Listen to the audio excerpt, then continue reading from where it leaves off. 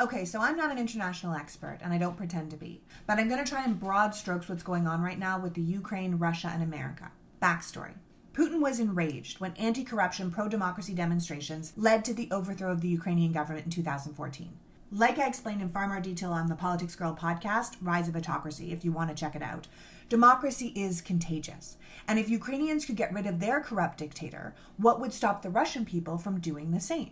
It's one of the reasons Putin is so hell-bent on putting the Ukraine back in its place. Not only will it dissuade other countries around him from getting pro-democracy ideas, but if he does it, and America, NATO, and the EU just let it happen, it'll prove on the world stage that these Western nations and democracy itself no longer wield the power they once did. That in this new century, no one can really stop him and his allies from taking and doing what they want. And believe me, other nations will be watching. Nations like China who would be very happy to do the same with Taiwan. If Russia can just take over a country and install a pro-Russian leader in the Ukraine, that's kind of a go-ahead for other nations' ambitions. So the US is in a precarious position. We can't instigate a war with Russia. There's no appetite in this country for war. We are already a divided nation.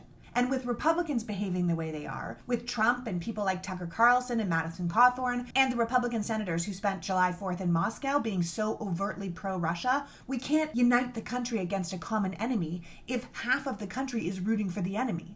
So our Secretary of State, Antony Blinken, is trying to use diplomacy and give Putin an out, to encourage him to hold off invading the Ukraine.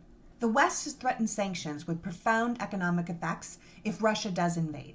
It has armed the Ukraine with weapons and helicopters to defend themselves, and America is in discussions with a number of countries about stepping up production of gas to our European allies, who are deeply worried that if Russia invades, there's going to be a massive gas shortage because Russia provides Europe with 40% of its gas supply.